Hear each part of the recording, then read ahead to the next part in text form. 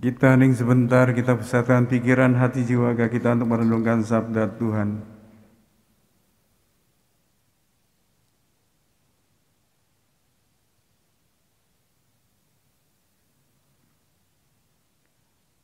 Saudara terkasih, apakah hari ini Anda berbahagia?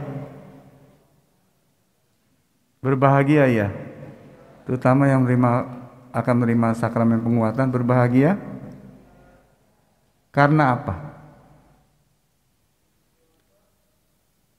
Romo selalu nanya nih kalau khotbah nanya. Karena apa? Boleh ngawur sama Romo ya. Jadi orang Katolik tuh aliran kebatinan, jadi diem, kalau ditanya diem. Ya, kalau ngedumel di belakang nanti. Kira-kira bahagia karena menjadi dewasa. Benar ya. Jawaban apapun benar, apalagi di mata Tuhan pasti benar itu. Hidup ini pilihan. Oleh karena itu kalau kita mau bahagia nggak bahagia tergantung diri kita. Kalau kita mau milih nggak bahagia seperti itu, mau milih takut atau berani juga pilihan. Ya, kita belajar hari ini bagaimana kita memilih dalam Roh Kudus itu, yang nanti teman-teman akan menerima itu, terutama yang masih muda ini. Bagaimana Roh Kudus itu membimbing kita dalam memilih dalam kehidupan kita, terutama di masa pandemi ini. Sebelumnya itu saya akan bicara tentang tentang bahasa roh gitu ya. Bahasa roh kelihatannya ini menarik nih. Saya ingin bicara tentang bahasa roh. Ada suatu kisah, pada saya ingat waktu saya masih di Kentungan, saya selesai naik Gunung Merapi itu, saya pulang melalui Selo itu dengan bis. Kami berempat itu duduknya di belakang, bis kan paling belakang dulu. Kami sudah ngantuk karena capek, lelah, karena semalaman kami berangkatnya malam pulang pagi gitu ya kalau naik gunung seperti itu.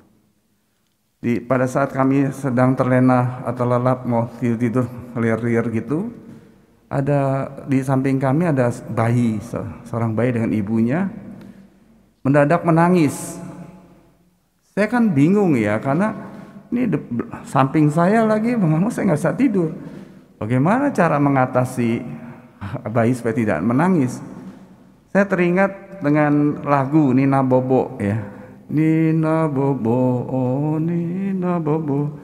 Saya akhirnya secara spontan ya mengelus bayi itu, kepalanya sambil menyanyikan lagu itu. Tak lama kemudian dia tertidur dengan lelap, dengan nyenyaknya, sambil pasti wajahnya sangat tersenyum. Sudah terkasih, bahasa roh tuh jangan terlalu dipikir, terlalu spektakuler gitu ya. Bagi saya bahasa roh itu bahasa kasih, di mana seorang bayi pun mengerti apa yang kita lakukan. Kita kalau mengasihi dia pasti juga damai, sejahtera seperti itu. Kalau kita mengerti, memahami dan merasakan Tuhan mengasihi kita juga pasti damai, sejahtera, pasti bahagia hidup kita. Oleh karena itu kita bahagia karena apa? Karena dikasihi Tuhan, itu paling penting. Apalagi melihat Tuhan. Tadi dikatakan para murid bersukacita ketika melihat Tuhan. Damai bagi kamu. Sama seperti 2 kali dikatakan demikian. Karena melihat Tuhan pasti membuat kita damai, bahagia. Itu hidup pilihan kita. Kita belajar pelan-pelan bagaimana menggunakan bahasa-bahasa yang sangat dipahami oleh semua orang. Itu bahasa kasih menurut saya. Gak usah bahasa yang spektakuler, bahasa kasih pasti dipahami. Ya, kita bicara dengan guguk kita juga tahu dia ya. Kalau kita mengasihi dia dan tidak, atau burung atau apa, atau tanaman. Pada masa pandemi banyak orang melihara tanaman, kita bisa berdialog dengan mereka dengan bahasa kasih, mereka pasti bertumbuh kembang dengan sangat luar biasa. Jelas ya, hari ini kita menerima Roh Kudus, roh cinta kasih itu supaya kita juga berbahasa kasih, bertindak kasih dan berpikir kasih dan lain sebagainya. Warnanya sangat jelas warna kasih itu, sehingga sungguh-sungguh Roh Kudus hidup dalam diri kita, bukan yang lain ya. Bukan bahasanya kasih pasti ada pengampunan dan lain sebagainya. Itu hidup ini pilihan, maka itu kita mau milih. Pada masa pandemi COVID-19 ini kita disuruh memilih, mau takut, mau berani, mau prokes, mau tidak, atau paranoid, terserah gitu. Kita memilih. Nah, dalam Roh Kudus kita memilih. Saya memberi 3 tips bagaimana dalam roh, diskresi dalam roh itu ada 3 cara, 3 tips lah. Pertama, kata kuncinya perlu. Apakah aku perlu? Hari ini saudara-saudaraku hadir di gereja ini perlu gak? Perlu gak datang ke gereja? Perlu, karena kita manusia yang butuh bukan hanya jasmani tapi rohani juga. Siapa yang menghilangkan ketakutan kita? Ya Tuhan kita itu. Roh Kudus yang ada dalam diri kita, yang membuat kita berani. Tapi tetap menjaga prokes, maksud saya. Tetap mengarungi hidup ini bersama rohnya. Tuhan menyertai kita sampai akhir zaman, berarti dengan Roh Kudusnya itu yang telah nanti teman-teman akan terima, saudaraku akan terima. Kita belajar pelan-pelan bagaimana, perlu gak ke gereja? Perlu. Jangan takut. Yang penting ikuti prokes. Jelas ya. Jadi itu yang kedua, yang contoh yang lain. Apakah kalau tiap saat ke gereja tuh boleh gak? Tiap saat ya. Tiap saat ke gereja boleh? Tiap saat lu ya.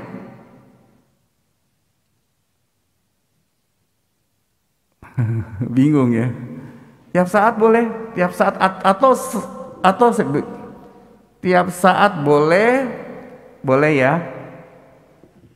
Tapi kalau setiap hari, setiap detik Anda di gereja, wajarkah itu?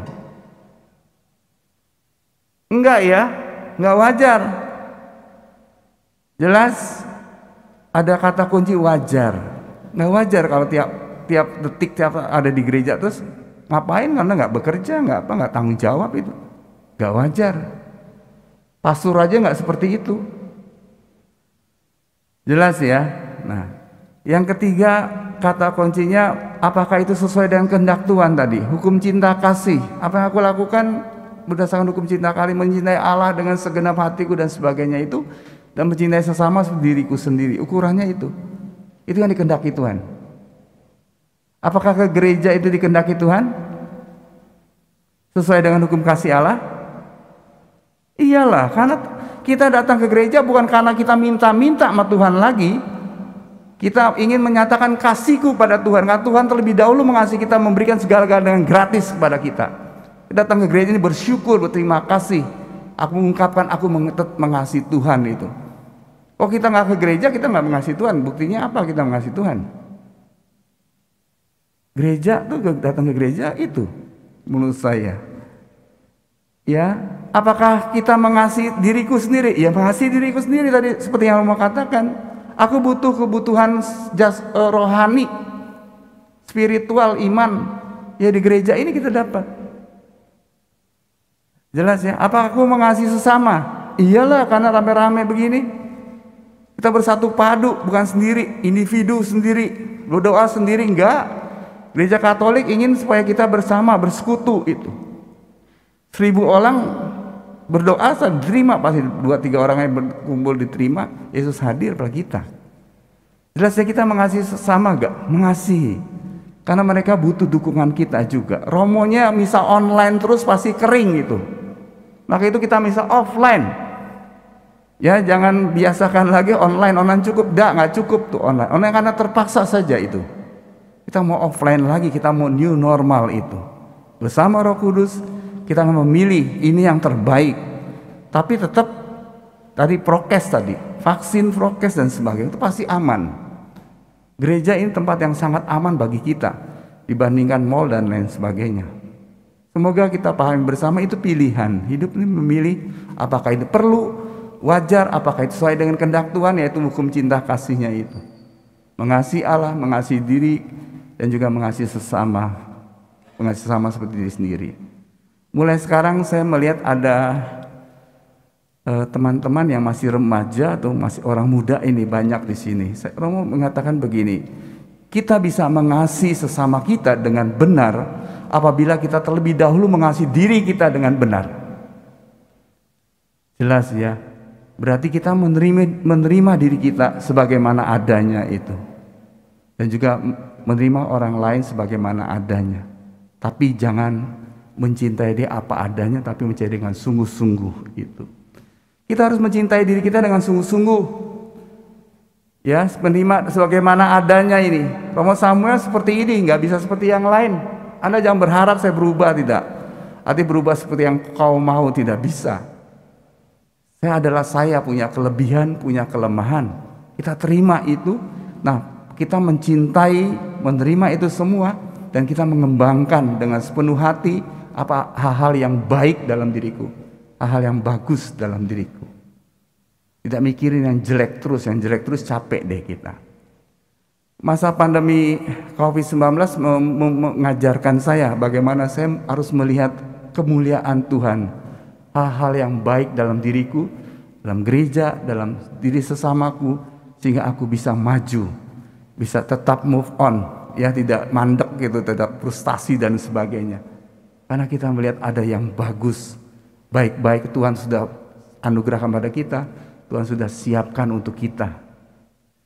Belajar terus menerus, ya, melihat itu semuanya sangat luar biasa. Tuhan memberikan segala anugerah yang Tuhan pada kita untuk persiapan menghadapi apapun hidup di dunia ini.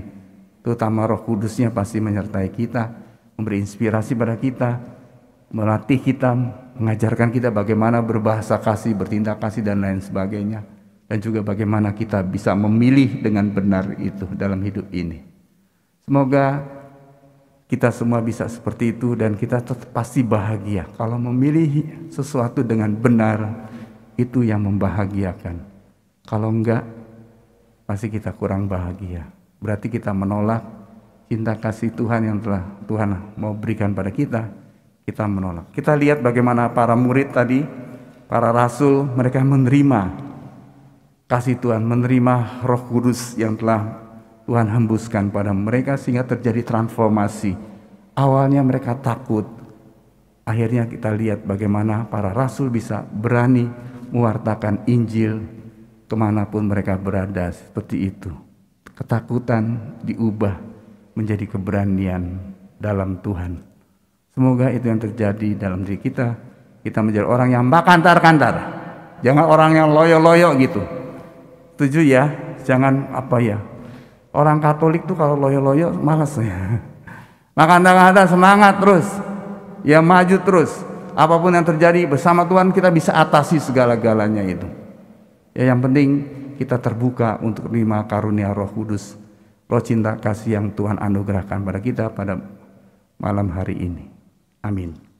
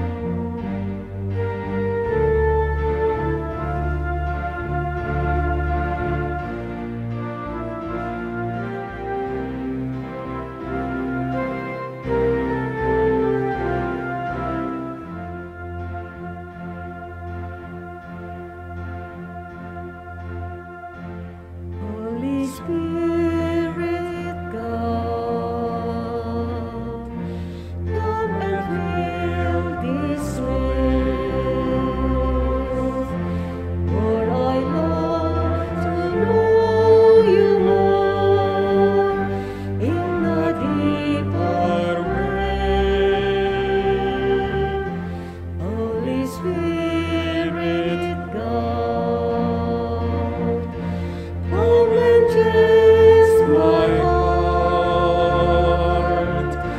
Open my eyes, open my ears, I want to know you more.